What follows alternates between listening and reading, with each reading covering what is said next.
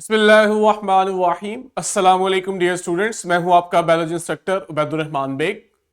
हमने कल 11th bio में चैप्टर 8 किंगडम प्लांटी स्टार्ट किया और हम इसका फर्स्ट एसएलओ पढ़ रहे हैं जहां हम नॉन वेस्कुलर प्लांट्स को डिस्क्राइब कर रहे हैं। नॉन वेस्कुलर प्लांट जो है इन्हें आप ब्रायोफाइट्स भी बोलते हो। हमने कल देखा कि ब्रायोफाइट्स जो है इनमें अल्टरनेशन ऑफ जनरेशन है, यानी जो डिप्लॉयड स्पोरोफाइट जनरेशन है। जब ये स्पोर्स बनाती है तो स्पोर्स ग्रो करके हेप्लॉइड गमीटोफाइट जनरेशन बनाते हैं, जो कि दूसरी जनरेशन है या स्टेज है। ये जो गमीटोफाइट स्टेज और जनरेशन है, जब इसके गैमीट्स बनते हैं और वो गैमीट्स फर्टिलाइज होकर जाइगोट बनाते हैं तो वो पहले वाली स्पोरोफाइट जनरेशन बनाते हैं। ये जो आपके पास साइकिल चलती है इसे हम कहते हैं अल्टरनेशन ऑफ जनरेशन। कल हमने एक सिमुलेशन देखी थी जहां ये सारा प्रोसेस हमने स्टेप बाय स्टेप देखा था। आज हम इस सारे को एक ही दफा में ऑब्जर्व कर लेते हैं क्योंकि हमें ये आगे काम आने वाली है। हमने जैसे जैसे प्लांट्स को एडवांस करते जाना है, हमने उनमें लाइफ साइकिल पढ़नी है। तो चूंकि ब्रायोफाइट सबसे सिंपलेस्ट है तो पहले हमें इनकी लाइफ साइकिल जो है वो समझने की जरूरत है। हमने देखा था कि इनके अंदर जो स्पोरोफाइट जनरेशन होती है ये डिपेंडेंट होती है किस पे? गैमीटोफाइट जनरेशन पे। जो गैमीटोफाइट जनरेशन है ये लीफ लाइक स्ट्रक्चर रखती है, इसमें फोटोसिंथेसिस होती है। ठीक हो गया। अब जरा आपको एक नजर यहां पे व्यू करके दिखाता हूं। हम स्टार्ट करेंगे स्पोर्स से। ठीक है, ये देखें जी, ये हमारे वो स्पोर्स हैं जिन्हें हम फोकस कर रहे हैं। अब ये जो स्पोर्स है ना, ये जब जर्मिनेट किए तो इन्होंने जर्मिनेट करके क्या किया? गैमीटोफाइट्स बनाए। ये जो आपको सामने नजर आ रहे हैं स्ट्रक्चर्स ग्रीन, ये गैमीटोफाइट्स हैं। लेट्स से एक मेल गैमीटोफाइट है और दूसरा फीमेल गैमीटोफाइट है। अब ये बने हैं स्पोर्स से। हमने स्पोर्स से स्टार्ट किए। स्पोर्स जो होते हैं ये आपके पास गैमीटोफाइट जनरेशन का पहला सेल है, क्योंकि ये हैप्लॉइड स्ट्रक्चर है और इसने ग्रो करके हैप्लॉइड ही स्टेज बनानी है, जनरेशन बनानी है, विच इज गैमीटोफाइट। अब ये जो गैमीटोफाइट है ना, ये दो तरह की है, एक मेल और दूसरे फीमेल। इन दोनों पर ना इनके रिप्रोडक्टिव स्ट्रक्चर्स हैं। जो मेल गैमीटोफाइट है उसके ऊपर मेल रिप्रोडक्टिव स्ट्रक्चर है, ये जो आपको आगे नजर आ रहे हैं, और जो फीमेल गैमीटोफाइट है उसके ऊपर फीमेल रिप्रोडक्टिव स्ट्रक्चर है। इन दोनों गैमीट्स में, गैमीटोफाइट्स में अब बनने हैं इनके गैमीट्स। जो फीमेल गैमीटोफाइट है इसके रिप्रोडक्टिव स्ट्रक्चर में, जिसे हम आर्चिगोनियम कहते हैं, हम पढ़ेंगे, इसमें बनता है एग। और जो मेल रिप्रोडक्टिव स्ट्रक्चर है एंथेरिडियम, इसके अंदर स्पर्म्स बनते हैं, जिसको आप यहां पे अगर हाईलाइट करके देखें आपके पास ये अंदर मल्टीपल ब्राउन कलर के नजर आ रहे हैं।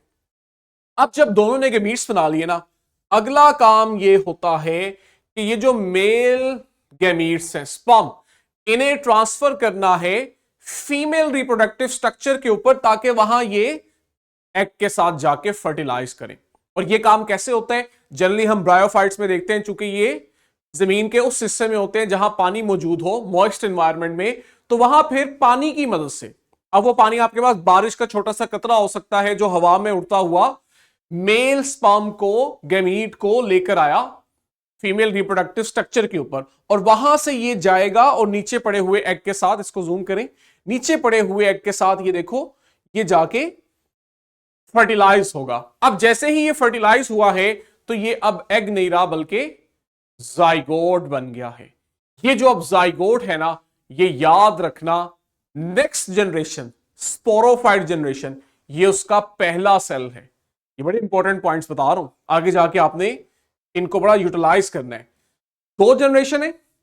जो हैप्लॉइड जनरेशन है उसका पहला सेल स्पोर, जिसने गैमीटोफाइट बनाए, और ये जो सेकंड जनरेशन है डिप्लॉइड जनरेशन, इसका पहला सेल है जाइगोट, जो कि डिप्लॉइड है क्योंकि दो गैमीट्स मिल गए हैं।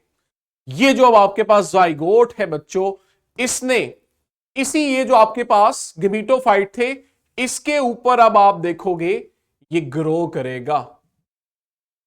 देख रहे हो? और अब जब ये ग्रो करेगा तो आप लोगों को यहां पे गेमीटोफाइट के ऊपर एक और जनरेशन मिलेगी विच इज स्पोरोफाइट जनरेशन, जो कि इस जाइगोट ने बना के दी है।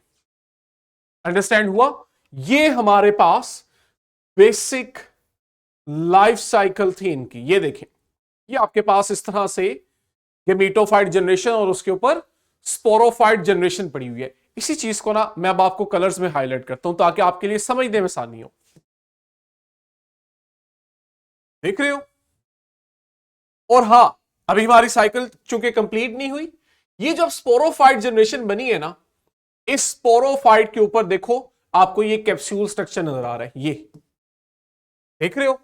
ये जो कैप्सूल स्ट्रक्चर है, ये वो स्ट्रक्चर है जिसमें आपके पास स्पोर्स बनेंगे। ये स्पोर्स को कवर करने वाला स्ट्रक्चर है, ठीक है? इसलिए इसके लिए हम वर्ड स्पोरेंजियम भी यूज करते हैं। आपको स्पोरेंजियम का वर्ड याद होगा, हमने फंजाई में पढ़ा था कि वो स्ट्रक्चर जिसमें स्पोर बन रहे थे और वो उसे प्रोटेक्ट कर रहा था। तो ये देखें, स्पोरोफाइट के ऊपर कैप्सूल स्ट्रक्चर बना हुआ है जिसके अंदर स्पोर्स हैं, तो ये स्पोरेंजियम हुआ।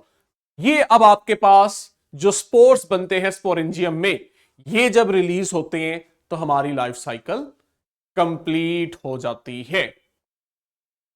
ठीक है, अब हम आते हैं अपनी स्लाइड्स पे। कल हमने लाइफ साइकिल को जनरली देख के कि किस तरह यहां अल्टरनेशन ऑफ जनरेशन होती है, उसके बाद ब्रायोफाइट्स के जनरल कैरेक्टरिस्टिक पढ़े थे। आज हम ना इनकी वो एडॉप्टेशंस पढ़ने लगे हैं जिसकी वजह से हम देखते हैं कि ब्रायोफाइट्स लैंड पे एडॉप्ट कर सके, सरवाइव कर सके। क्यों? क्योंकि हमें पता है, हम कहते हैं कि ये असल में एल्जी से बने हैं, लेकिन एल्जी इक्वेटिक थे, पानी में रहते थे, जबकि ब्रायोफाइट्स जो हैं ये तो टेरेस्ट्रियल हैं। तो कुछ तो ऐसा इन्होंने अपने अंदर चेंज लाए ना, जिसकी वजह से ये खुश्की पे रह सके। ठीक, उनमें से कुछ बुनियादी चेंजेस जो हैं एडॉप्टेशन, इन्हें देखते हैं। पहली हेडिंग है multi cellular and multi layer body. ये क्या है? कहता है कि अनलाइक इक्वेटिक वंस, यानी इक्वेटिक एनवायरनमेंट के बरक्स, उसके ऑपोजिट जो टेरेस्ट्रियल एनवायरनमेंट है ना, यहां पे पानी की स्कार्सिटी है, पानी की कमी है, पानी लिमिटेड होता है। इसलिए प्लांट्स जो होते हैं इन्हें अपने पानी को महफूज करना पड़ता है। अब अगर लाइफ इक्वेटिक एनवायरनमेंट से टेरेस्ट्रियल एनवायरनमेंट पे आ रही है, चाहे वो ब्रायोफाइट्स की शक्ल में है, इन्हें सबसे पहले वो जो खुश्की पे पानी की कमी है ना, इसका हल निकालना है। और हल ये है कि ये इनकी बॉडी में जो पानी मौजूद हो उसको गैर जरूरी तौर पे बॉडी से लॉस ना होने दें, उसे बॉडी में प्रिजर्व रखें। ठीक, कहता है इस चीज को प्रोटेक्ट करने के लिए कि इनकी बॉडी से, प्लांट के अंदर जो वाटर आया है, ये प्लांट से बाहर कम से कम लॉस हो। हम फुल तो नहीं रोक सकते, लेकिन हम उस लॉस को मिनिमाइज जरूर कर सकते हैं। उसके लिए इनमें क्या आया कि इनकी जो बॉडी स्ट्रक्चर्स हैं, हमने देखा वो मल्टी लेयर थे। मल्टी सेलुलर तो थे ही, मल्टी लेयर भी थे। मल्टी लेयर होने से क्या हुआ कि वो जो वाटर लॉस था इनकी बॉडी से, वो कम हो गया। अगर थोड़ा सा आपको याद हो, अभी हम सिमुलेशन भी देखेंगे, लीफ का स्ट्रक्चर, जब हम लीफ को देखते हैं तो हमें उसके सेंटर वाले रीजन में मीजोफिल सेल्स की लेयर मिलती है, पैलिसेड मीजोफिल, स्पॉन्जी मीजोफिल। फिर वहीं हमें सेंटर के अंदर वेस्कुलर टिश्यू मिलते हैं। फिर इन सबसे ऊपर और नीचे हमारे पास एपिडर्मिस की लेयर होती है।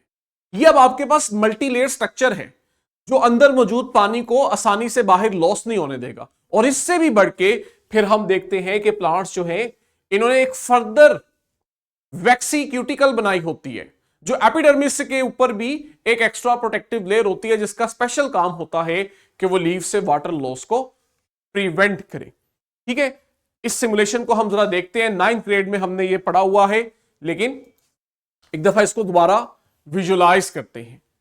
ठीक है, और आपने यहां पे प्लांट्स की वो जो मल्टी लेयर स्ट्रक्चर है लीफ का, उसको ऑब्जर्व करना है। और सबसे एंड पे मैं आपको, या स्टार्ट में ही इनकी वैक्सीक्यूटिकल लेयर जो है ये भी एग्जामिन करवाता हूं। अब हमारे पास ना सबसे पहले अगर आप लीफ को डायसेक्ट करो तो आप देखते हो कि इनके सबसे बाहर, टॉप की साइड पे भी और बॉटम की साइड पे भी सबसे बाहर क्या है? एपिडर्मिस है। ये देख रहे हो, ये जो आपके पास ग्रीन पोर्शन है, टॉप और बॉटम दोनों, एक अपर एपिडर्मिस है और एक लोअर एपिडर्मिस है। लेकिन अगर आपने गौर से यहां ऑब्जर्व किया हो, मैं भी आपको यहां इसको मूव करके भी दिखाऊंगा, यहां पे फर्दर हमारे पास एक और एडिशनल लेयर है, ये जिसको यहां हल्का सा वो ट्रांसपेरेंट करके दिखा रहा है, ये वो क्यूटिकल है। अभी मैं आपको इसका डिफरेंट एंगल से व्यू दिखाता हूं और आपने देखना है। ये देखो, अगर आप इसको ऑब्जर्व करो, ये ट्रांसपेरेंट से ऊपर टॉप साइड पे एक लेयर है क्यूटिकल, ये वो लेयर है जो फर्दर वाटर रोकती है। लेकिन इसके बरक्स इनके पास और मल्टीपल लेयर्स हैं, जैसे इनकी एपिडर्मिस है। अभी अगर आप इनके मीजोफिल सेल देखो जो कि एपिडर्मिस के अंदर वाली साइड पे है, तो आप अगेन देखोगे कि वो भी अलग अलग लेयर्स में। ये देखो, हमारे पास ऊपर पैलिसेड मीजोफिल सेल्स है और नीचे स्पॉन्जी मीजोफिल सेल्स हैं। और इसी तरह अगर आप यहां पे इनके वेस्कुलर टिश्यूज देखोगे तो वो भी मौजूद है। ये वो तमाम मल्टी सेलुलर या मल्टी लेयर स्ट्रक्चर है जो इन्हें मदद देता है। ये देखो, ये वेस्कुलर प्लांट है जो इन्हें मदद देता है कि इनमें से वाटर लॉस मिनिमम किया जाए और उस पानी को बचा के रखा जाए, क्योंकि ये खुश्की पे रहते हैं। तो ये इनके अंदर एक बहुत बड़ी अडॉप्टेशन थी कि उन्होंने अपने स्ट्रक्चर्स मल्टी लेयर बनाए। ठीक है, आउटर लेयर एपिडर्मिस हमने देख लिया, ये देखो जिसको यहां पे पिंक किया हुआ है। ठीक है, और उसके ऊपर भी वाटर प्रूफ क्यूटिकल, जिसको यहां येलो कलर से दिखाना चाह रहा है। अंदर की तरफ हम आते हैं तो हमें वो जो मीजोफिल सेल मिले हैं वो असल में पैरेन्काइमा सेल्स होते हैं जो बाद में मॉडिफाई हो चुके होते हैं, जो कि आपके पास फोटोसिंथेसिस भी कराते हैं और प्लांट के कुछ स्ट्रक्चर्स के अंदर इनका काम वाटर की स्टोरेज भी होता है। तो ये जो आपके पास एक मल्टी लेयर स्ट्रक्चर बना, इसने प्लांट को वाटर कंजर्वेशन में बड़ी मदद दी। नेक्स्ट अडॉप्टेशन थी जी एब्जॉर्प्शन ऑफ कार्बन डाइऑक्साइड। अब आप बोलोगे ये क्या अडॉप्टेशन है? असल में आपने जरा बैकग्राउंड देखना है कि प्लांट्स एल्जी से इवॉल्व हुए। एल्जी इक्वेटिक है। अब जो इक्वेटिक एनवायरनमेंट होता है उसमें तो बाहर चारों तरफ पानी है। अब एल्जी क्या करते हैं, वो वाटर के अंदर जो डिसॉल्व कार्बन डाइऑक्साइड है ना, उसको यूज करते हैं।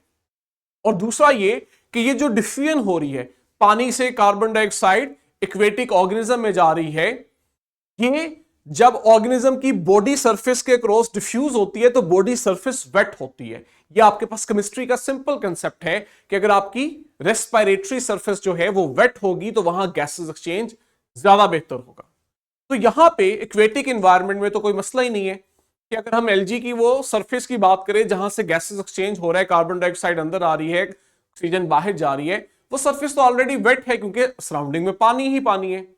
लेकिन अब जब ये खुश्की पे आए तो इनका एटमॉस्फेयर जो है उसमें तो एयर है, पानी थोड़ी है, तो इन्हें कार्बन डाइऑक्साइड कहां से ली? और दूसरा ये कि वो जो वेट सरफेस का कंसेप्ट है वो क्या है, ठीक टेरेस्ट्रियल एनवायरनमेंट के अंदर कहते हैं एल्जी, जैसा कि मैंने बताया, पानी में डिसॉल्व कार्बन डाइऑक्साइड को यूज करते हैं, जबकि ब्रायोफाइट्स जो है वो डायरेक्टली एयर से ले रहे होते हैं कार्बन डाइऑक्साइड को। इसके लिए इनके पास स्पेशल एडॉप्टेशंस थी।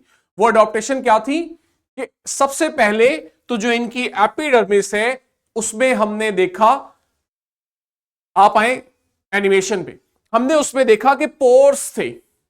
ये देखो, अभी दिखाता हूं। कार्बन डाइऑक्साइड एब्जॉर्ब करने के लिए जरूरी होता है कि इनमें कोई ओपनिंग भी हो जहां से वो कार्बन डाइऑक्साइड एब्जॉर्ब कर सके। अब जब आप लोअर एपिडर्मिस को देखते हो, अगर मैं आपको यहां दिखाऊं तो अपर की बजाय ना लोअर के अंदर आप देखोगे कि आपको कुछ स्पेशल स्ट्रक्चर्स मिलते हैं यहां पे। ये जो स्ट्रक्चर्स है ना, ये हैं गार्ड सेल्स, और उन गार्ड सेल्स के दरमियान में मौजूद वो पोर्स जिसे हमने स्टोमेटा के नाम से पढ़ा हुआ है।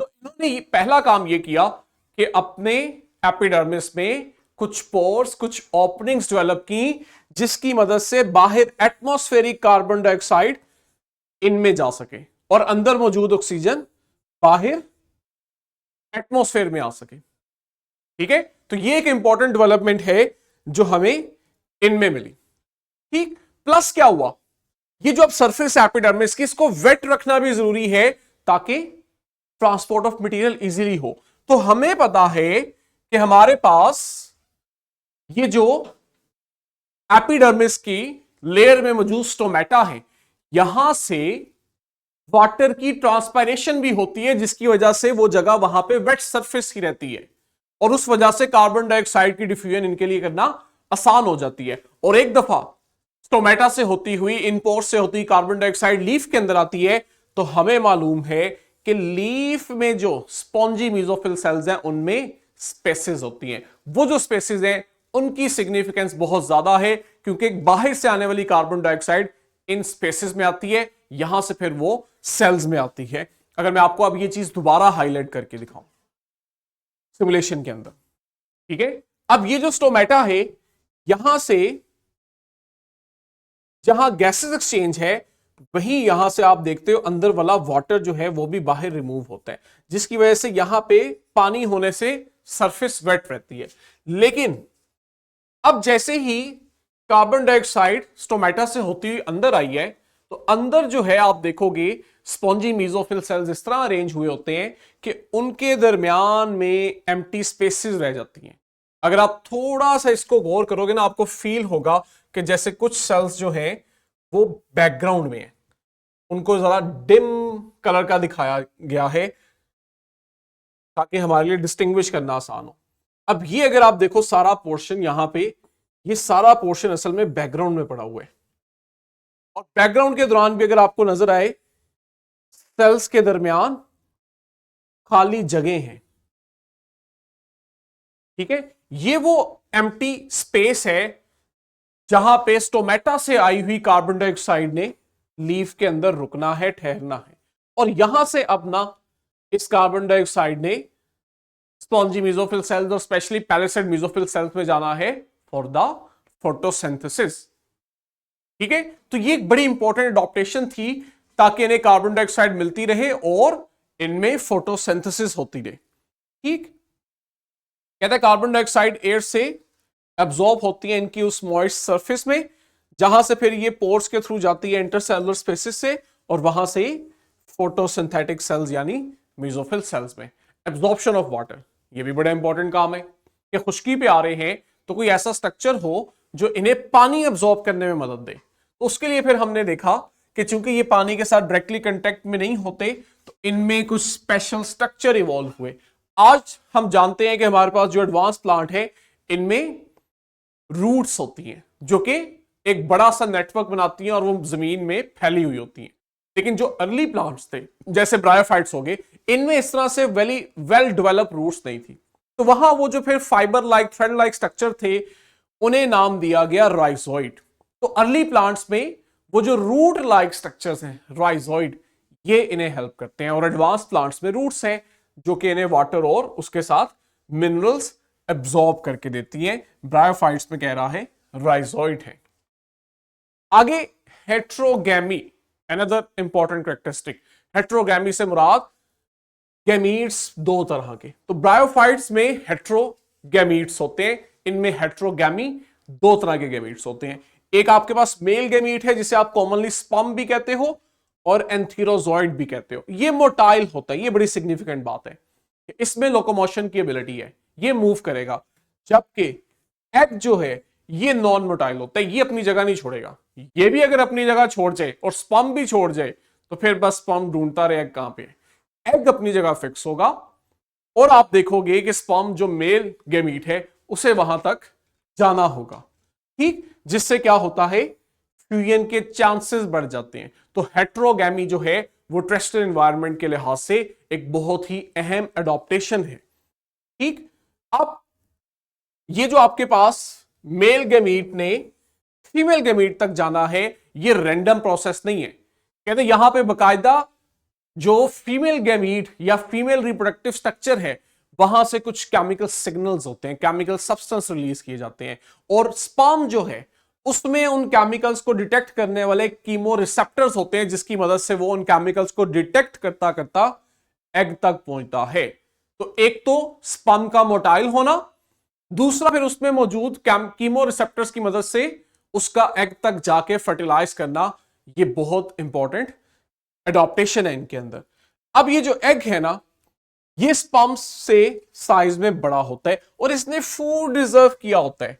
क्यों? क्योंकि आफ्टर फर्टिलाइजेशन जब एम्ब्रियो ने डेवलप करना है और नया प्लांट बनाना है तो इसे वहां पे फूड चाहिए होता है। अब जो नया प्लांट बन रहा है उसमें तो स्टार्ट में फोटोसिंथेसिस नहीं हो रही, जो एम्ब्रियो ग्रो कर रहा है, तो फिर वहां पे पहले से फूड स्टोर होना चाहिए ताकि एम्ब्रियो की ग्रोथ हो सके। ठीक है, ये कहता है कि आपके पास एक हाईली इफेक्टिव मेथड है जो कि ब्रायोफाइट्स में रिप्रोडक्शन करवाता है।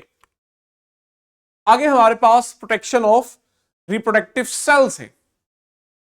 अनदर इंपॉर्टेंट कैरेक्टरिस्टिक, अगर फंजाई का याद हो या फंगस लाइक प्रोटिस्ट में हमने देखा था कि वहां पे जो उनके रिप्रोडक्टिव स्ट्रक्चर्स थे वो ओपनली पड़े होते थे, उनको ज्यादा प्रोटेक्शन नहीं प्रोवाइड की जाती थी उनकी बॉडी के ऊपर। यहां पे अब आपके पास रिप्रोडक्टिव सेल्स को प्रोटेक्शन प्रोवाइड की जाएगी। क्यों? क्योंकि आपके पास ये सेल्स बहुत ही डेलिकेट होते हैं और इनकी रिप्रोडक्शन के लिहाज से सिग्निफिकेंस बहुत ज्यादा है। ब्रायोफाइट्स में दो स्ट्रक्चर्स हैं, एक है एंथ्रिडिया, सिंगुलर होगा तो एंथ्रिडियम, आर्चिगोनिया, सिंगुलर है तो आर्चिगोनियम। ये क्या है? ये सेक्सुअल ऑर्गन्स है, मेल में एंथ्रिडियम या एंथ्रिडिया, फीमेल में आर्चिगोनियम या आर्चिगोनिया, और ये मल्टी सेलुलर स्ट्रक्चर्स होते हैं। ठीक है, जिसमें आप देखते हो कि इन स्ट्रक्चर्स में जो मेल और फीमेल गैमीट्स होते हैं ना, मल्टी सेलुलर होने की वजह से इन मेल और फीमेल गैमीट्स को इन मल्टी सेलुलर स्ट्रक्चर्स के बहुत से सेल्स सेफ गार्ड करते हैं, प्रोटेक्ट करते हैं। अभी हमने देखी थी स्टार्ट के अंदर ही हमने आर्चिगोनियम और एंथ्रिडियम को देखा है कि किस तरह वो फीमेल और मेल रिप्रोडक्टिव सिस्टम के अंदर वो अंदर पड़े हुए हैं और बाहर से मल्टीपल सेल्स हैं। ये जो मल्टी लेयर या मल्टी सेलुलर रिप्रोडक्टिव स्ट्रक्चर्स हैं, इनके बहुत सारे सेल्स असल में उन्हें कवर करके प्रोटेक्ट कर रहे होते हैं, जो कि बहुत जरूरी है। ठीक, प्लस ब्रायोफाइट्स में हम देखते हैं कि इन सब के साथ इनमें कुछ हेयर लाइक स्ट्रक्चर्स हैं जो फर्दर प्रोटेक्शन भी देते हैं और उन्हें नमी प्रोवाइड करके खुश्क होने से बचाते हैं, यानी पानी की कमी नहीं होने देते। इन स्ट्रक्चर का नाम है पैराफाइसिस। ये देखो, जहां पे रिप्रोडक्टिव स्ट्रक्चर पड़ा है उसके साथ बहुत सारे पैराफाइसिस नजर आ रहे हैं। ये जो पैराफाइसिस हैं ये मॉइस्ट होते हैं, इनमें वाटर होने की वजह से ये सात परे रिप्रोडक्टिव स्ट्रक्चर्स को डेसिकेशन से, डेफिशिएंसी ऑफ वाटर से प्रोटेक्ट करते हैं।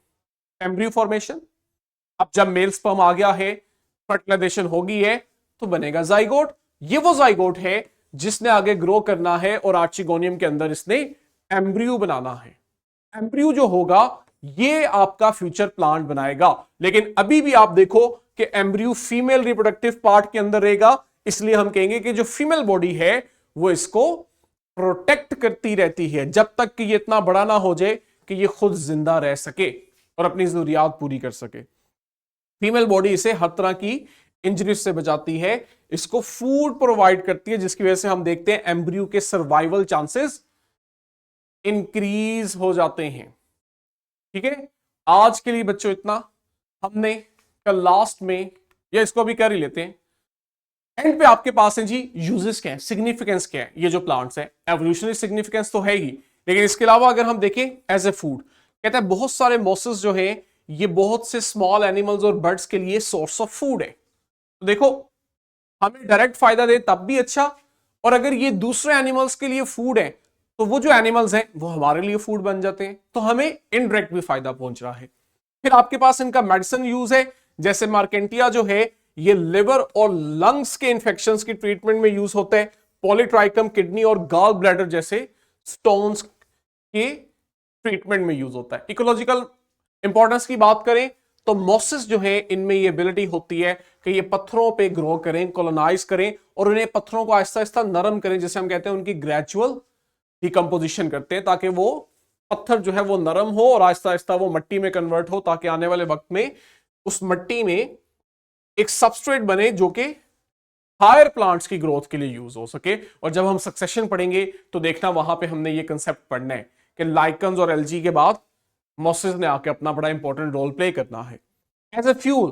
कहते हैं जो इनके ओल्डर और डेड पार्ट्स हैं, स्पेशली पीट मॉस के, जब ये ड्राई हो गए होते हैं कई साल मरने के बाद, तो हम इन्हें एज ए फ्यूल भी यूज करते हैं।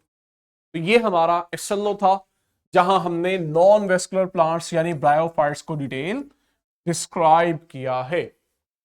अगले एसएलओ में हमने एक मॉस है पॉलीट्राइकम, इसकी लाइफ साइकिल को कवर करना है। इंशाल्लाह कल यहीं से कंटिन्यू करेंगे। आपके पास इसकी वर्कशीट क्वेश्चन बैंक है, उसे प्रैक्टिस करें। तब तक के लिए बच्चों अल्लाह।